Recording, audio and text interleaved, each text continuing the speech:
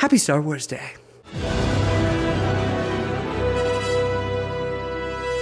How's it going, everybody? My name is Dallin Hoffman, and welcome back to Recap Rewind, a show where we watch bad shows and movies and rate them based off of how bad they are. Oh no! I wanted to highlight something Star Wars related, but most everything is rated above 6 stars on IMDb. And as all of you know, in this channel, we don't watch anything rated above 6 stars on IMDb, so this will have to do. Ladies and gentlemen, I give you Star Wars: The Acolyte. Oh, brother, this guy stinks! Now, I know I am a few years late to this trend, and I will likely be that way for everything, so I suggest we move on. But I wanted to talk about The Acolyte anyway, because I think it's funny, and it's bad. And that's exactly what we talk about here anyway. I would normally start by introducing us to the characters, but for the sake of the show's plot, I will refrain from that for now, and just get on with the video.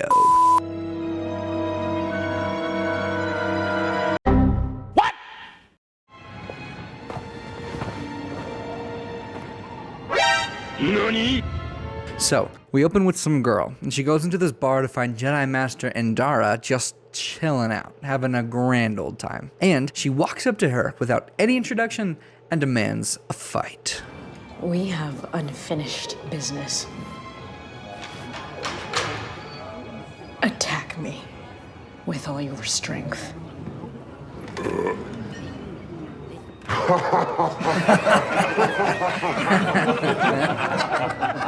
Their laughter is extremely justified. But Endara's like, no way, man, not having it. I have no quarrel with you. So the masked lady gets angry and just starts beating up everyone in the bar, creating this entire brawl fight scene until finally Endara steps in. And the fight scene lasts for like 7 minutes, which I think is fine because it's kind of cool looking, but I think the real problem is it doesn't feel like Star Wars at all. So Endara gets the upper hand and takes off the invader's mask. As if you couldn't tell that before? It's not like that many people have that haircut, right? What are you doing here? Beats me. What's really cool is apparently the invader has the force ability of summoning knives. How creative. While protecting some innocent alien, Endara gets killed by the bandit lady, which is ridiculous because I've seen people survive from way worse. But unfortunately, Endara suffers from a lack of plot armor. You hate to see it. Here's something interesting. The masked lady was gunning for Endara's lightsaber like the whole time. She kept reaching for it, trying to steal it from her. But then after she killed her, she just left it sitting there lying on the ground. Like she didn't go back for it. There was even a camera close-up shot being like, here's the lightsaber. And she just decides, not really wanting it. I'm good, thanks. I don't know, it's weird. But after all that, insert title card. Not that one.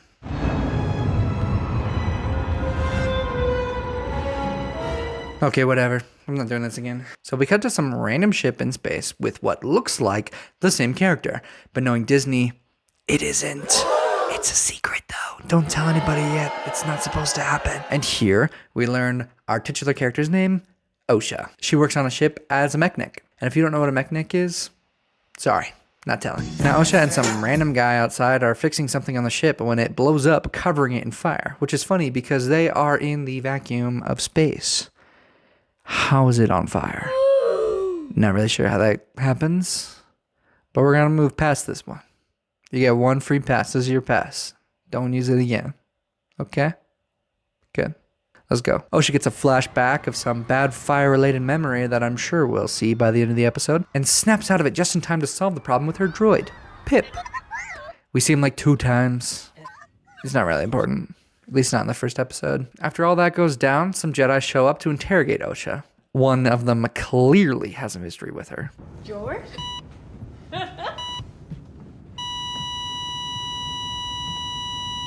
They show up to arrest her because they think she killed Master Endara, which, fair, I would too. You think that I killed her? Where were you last night? Then we catch up with Osha in the prison. She meets some quirky new friends in jail who want to escape. We're planning an escape.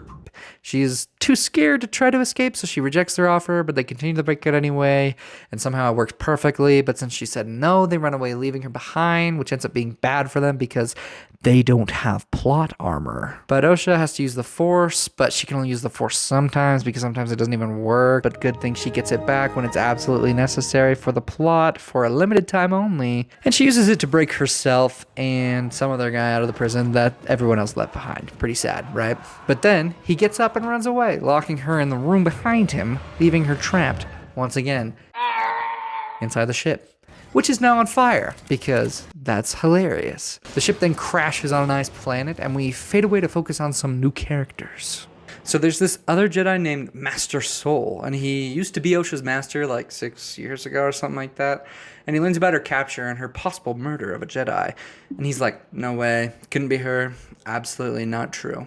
So he goes to interrogate the prisoners that escaped, plot armor, and they tell him that it was her. She's the murderer and all these things, and he decides to lead a search party to go and find her.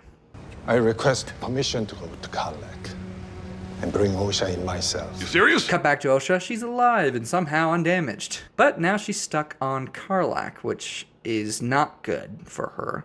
She immediately meets some freaky guy in the shadows, and he just walks away and ignores her. Hey! But she follows after him. But then, to a shocking reveal, we see that it's her. But not really. It's her sister, May, who's played by the same actress. And it's impressive to think that these girls haven't seen each other in 15 years, and yet somehow they decided to have the exact same haircut. What are you gonna do? We learn from May that she's the one that killed Indara and framed Osha for it, which is not great. But why? Why would you do that? Why would you do any of that? Did you kill Indara? Yes. And May has decided to be evil and join the dark side because that's cool. But sadly, Osha wakes up from a dream and we realize that everything that's happened on this planet so far hasn't actually happened. She was asleep. Yeah, great. Then en route, Soul tells his team, which is that one guy from earlier and the fish girl, that Osha had a sister named May, but don't tell anybody, and she's not alive, so it's okay. There's no way she could have survived this. And yet, she didn't even have a scratch on her. Impressive. Upon learning the Jedi are here to find her, Osha runs away from the shipwreck and finds a nearby cave to settle in. Which is funny because Soul instantly finds the exact same cave and continues to pursue her. These clips are like seconds apart. The cave leads to a cliff, which leaves Osha stranded, and for some reason, everyone has yellow lightsabers. I didn't do it! Then she falls off, but luckily Soul catches her with the Force, and they bring her back into custody.